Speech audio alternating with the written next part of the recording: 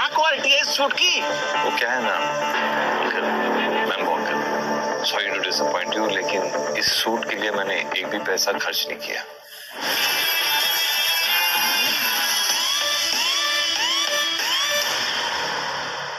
अनिका को समझ नहीं आ रहा था कि उसे एक्साइटेड होना चाहिए या नहीं, क्योंकि वो इस गिफ्ट बॉक्स के सेंडर को नहीं जानती थी। खैर, अपने कंफ्यूजन को साइड में रखते हुए जैसे ही अनिका ने उस गिफ्ट बॉक्स को खोला, वैसे ही अनिका दंग रह गई। उसकी सेक्रेटरी जो ठीक उसके पीछे खड़ी थी, वो भी अपने आप पर काबू नहीं रख पाई। वाओ मैम, ये तो ड्रीम लेवल नेकलेस है। अपनी कंट्री में ऐसे सिर्फ 10 ही नेकलेस हैं, जिसमें से एक नेकलेस आपके पास ही है। आपका बॉयफ्रेंड तो बहुत ही अटेंटिव है।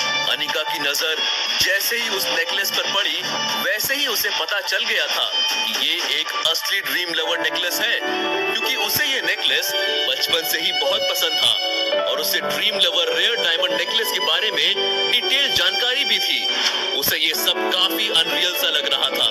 कहीं वो सपना तो नहीं देख रही थी? आखिर ड्रीम लवर नेकलेस उसे किसने दिया होगा? क्या वो विहान हो सकता है? लेकिन विहान के लिए ड्रीम लवर नेकलेस खरीदना इतना आसान नहीं होगा।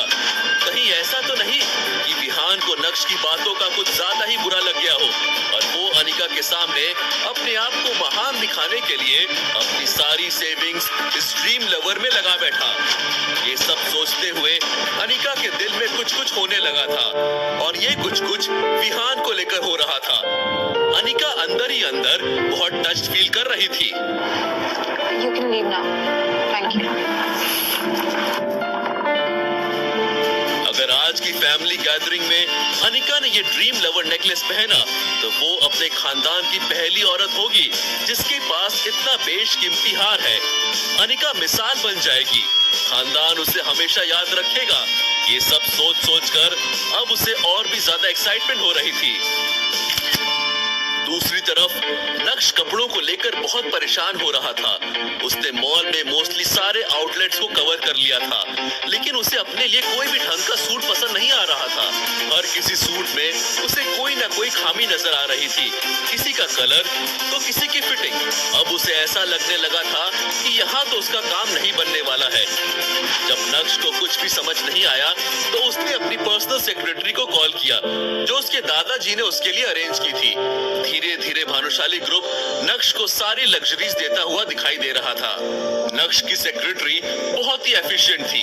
आधे घंटे से भी कम समय में उसने नक्श के मुताबिक एक ऐसा सूट का इंतजाम किया जिसका कलर भी अच्छा था और उसकी फिटिंग भी परफेक्ट थी। अब नक्श को वाकई में लगने लगा था कि वो किसी बड़ी कंपनी का सीईओ है। फाइनली सूट मिल गया था और अब नक्श अपनी हवाई की सवारी करते हुए सीधा घर की तरफ निकल पड़ा था।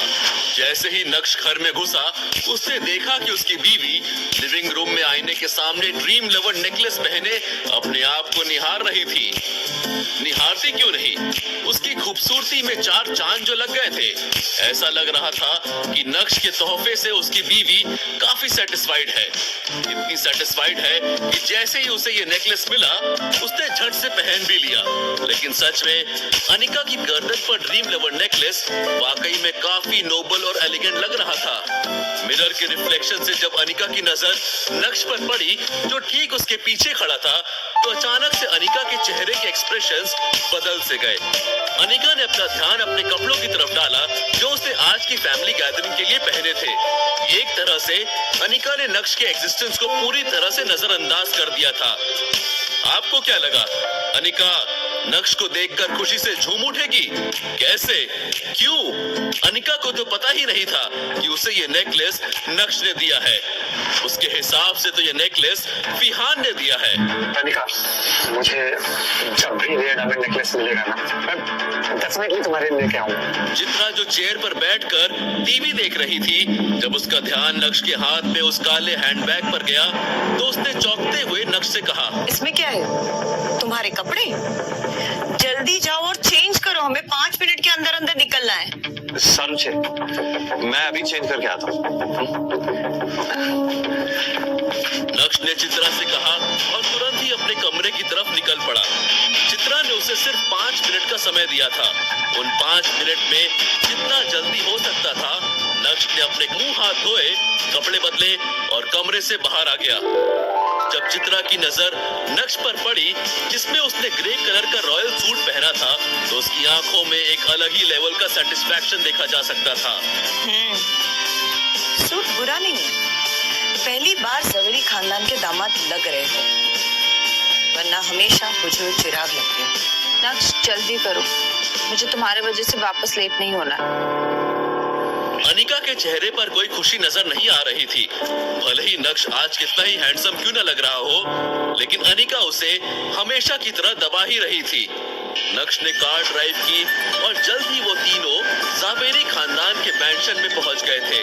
मैंशन के पार्किंग लॉट में पहले से ही 10 से 12 शानदार लग्जरियस कार्स खड़ी थी। ऐसा लग रहा था जैसे महंगी गाड़ियों का एग्जीबिशन हो। चित्रा ने ब्राउन कलर की लॉन्ग ड्रेस पहनी थी।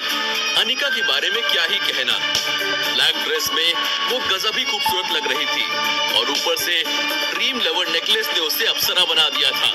जब चित्रा और अनिका मैंशन के हॉल में पहुंचे तो उन दोनों की खूबसूरती ने काफी अटेंशन बटोरी। एज यूजुअल नक्श को किसी ने पूछा ही नहीं, वो दोनों उसे अकेला छोड़कर आगे निकल गए थे और चूंकि नक्श उन दोनों के पीछे पीछे आ रहा था, इसलिए सभी ने उसे इग्नोर किया। हालांकि कुछ ऐसे भी लोग थे जिन्हें ऐसी फैमिली गैदरिंग्स में नक्श का आना बहुत अच्छा लगता था। अब बैम्बू अंकल को ही देख लो, जब तक वो नक्श को नीचा नहीं दिखा देते, उन्हें नॉर्मल फील नहीं होता था। ओह, अपना नक्श है। वाह, मुझे तो यकीन ही नहीं हो रहा तुम्हें इतने अच्छे कपड़ों में देखकर। पहली बार तुम इंसान लग रहे हो। अरे मैं तो तुम्हें पहचान ही नहीं पा रहा था। उन्होंने जानबूझकर इतना तेज चिल्लाते हुए कहा जिससे से ज्यादा लोगों की नजर नक्श पर पड़े और वो भी उसका मजाक बनाए।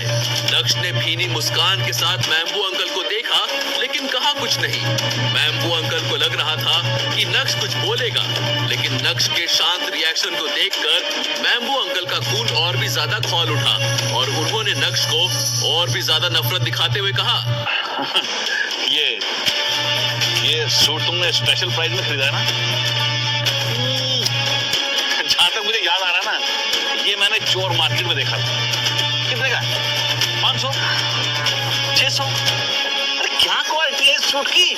मैम्बू अंकल की बात सुनकर ज्यादा से ज्यादा लोग अब नक्श को नफरत की नजर से देखने लगे थे और कुछ तो नक्श को देखकर जोर जोर से हंस रहे थे। नक्श की बेइज्जती होता देख अनिका को काफी एम्बैरेस्ड फील हो रहा था। उसने नक्श को 10,000 रुपए दिए थे, जिससे वो अपने लिए एक अच्छा ब्रांडेड सूट खरीदे, लेकिन अब उसे भी लगने लगा था कि नक्श ने पैसे बचाने के चक्कर में ये सूट किसी सस्ती सेल से उठा लिया है और ये सोचकर उसे नक्श पर और भी ज्यादा गुस्सा आ रहा था। मन ही मन अनिका सोच रही थी कि ये आदमी हमेशा उसे डिफिकल्ट सिचुएशंस में डाल देता है।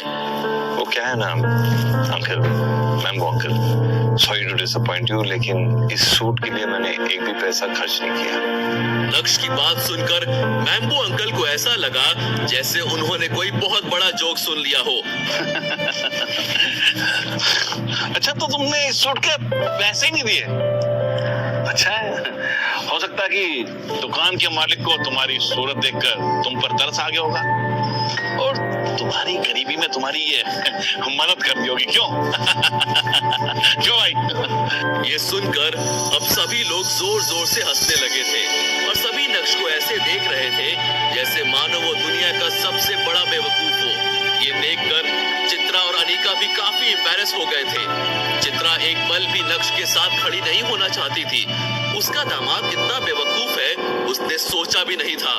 उसे लग रहा था कि अगर वो एक पल और खड़ी रही तो नक्श की वजह से उसकी बची कुची इज्जत भी चली जाएगी।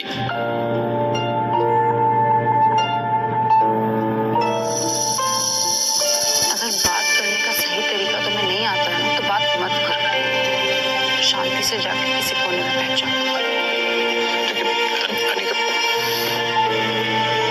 अनिका इस तरह के फैमिली ओकेजन्स पर नक्श को बिल्कुल भी लाना पसंद नहीं करती थी, लेकिन क्योंकि अब नक्श भी जावेरी खानदान का हिस्सा था, इसलिए ऐसे मौकों पर अगर उसे नहीं लाएंगे तो खानदान और भी तरह तरह की बातें बनाएगा और अनिका ये सब नहीं चाहती थी। इसलिए हमेशा की तरह उसे नक्श को मजबूरी में लाना ही पड़ता था और नक्श की वजह से उन्हें हमेशा इसी तरह से एम्बैरस होना पड़ता था। अनिका, मुझे तुम्हारे बारे में पीछे कुछ भी बात करने का कोई शौक नहीं है, लेकिन ये जो तुम्हारे पति है ना, इन्होंने कभी अमीरी तो देखी है नहीं और ना ही इन्हें अमीरों की तरह रहना आता है। अरे इनका तरीका अलग है, इसलिए हर जगह ये हंसी का पात्र बनता है। लेकिन अनिका, तुमने तो अमीरी देखी है ना, लेकिन तुम भी अपने ऊपर खर्च ही नहीं करना चाहती। अब ये जो ये ड्रेस पहनी कितने की है? 15,000 रुपए की है ना। अरे कितने शर्म की बात है कि इतने बड़े ओकेजन पर इतनी सस्ती ड्रेस पहनकर आने की हिम्मत की। मैम्बो अंकल की नजर ऊपर से नीचे तक बस अनिका को ही देख रही थी। उनके चेहरे की शातिर मुस्कान देखकर अनिका काफी अनॉयड फील कर रही थी। जब मैम्बो अंकल ने देखा कि सभी का ध्यान उनकी तरफ ही है, तो तुरंत ही उन्होंने अपना एक हाथ ऊपर उठाया और अपने सूट को थपथपाने लगे। उनके एक्सप्रेशंस में एरोगेंस साफ साफ दिखाई दे रहा था। चूंकि आज मुझे जावेरी खानदान के स्पेशल ओकेजन पर आना था, इसलिए मैंने अपने लिए इटालियन डिजाइनर पसंद किया, रिकार्डो टिस्की। नाम तो सुना होगा ना, रिकार्डो टिस्की। और ये मेरा सूट कस्टम मेड है और इसके लिए मैंने पूरे 6 लाख रुपए खर्च किए हैं। कितने? 6 लाख। वेटर, और उधर कहाँ जा रहे हो? जरा इधर से, इधर से।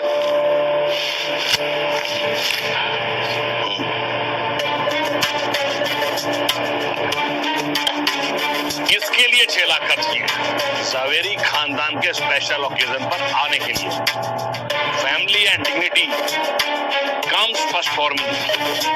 वाह, 6 लाख रुपए का कस्टम मेड सूट, वो भी इटालियन डिजाइनर का। वाह। मैम्बो अंकल की बात सुनकर सभी लोग शॉक थे। वैसे शॉक होने जैसा कुछ नहीं था। मैम्बो अंकल इटली में ही रहते थे, वहाँ उनका टेक्सटाइल्स का बिजनेस है और बिजनेस काफी अच्छा चल रहा है। इटली की करेंसी में पैसा देना और इंडिया आकर इंडियन करेंसी बांटकर वाहवाही लूटना, ये उनकी बहुत पहले की प्रैक्टिस थी। और जावेरी खानदान में भरे एक से एक नमूने उनकी इस प्रैक्टिस को समझ ही नहीं पाए थे। जब मैम्बो अंकल ने देखा कि सभी लोग उन्हें जलन की नजरों से देख रहे हैं, तो उनके दिल को एक अजीब सुकून मिला। मैम्बो अंकल ने जानबूझकर अनिका का मजाक बनाया, जिससे सभी लोगों का ध्यान उन पर और उनकी अमीरी पर ही टिका रहे। कोई भी अनिका या उसके परिवार को ना देखे या फिर तारीफ करे। नक्श उनके काम को वैसे ही आसान बना देता था और आज तो उन्होंने अनिका पर भी हमला कर दिया और सभी के सामने अनिका को बेवकूफ बता दिया। मैम्बो अंकल की इस हरकत का कोई जवाब देगा या फिर अनिका उनकी इस हरकत को चुपचाप सहन कर लेगी? क्या नक्श अपनी बीवी के बीच में आएगा और मैम्बो अंकल की छुट्टी कर देगा, या फिर अनिका और चित्रा नक्श को बोलने का मौका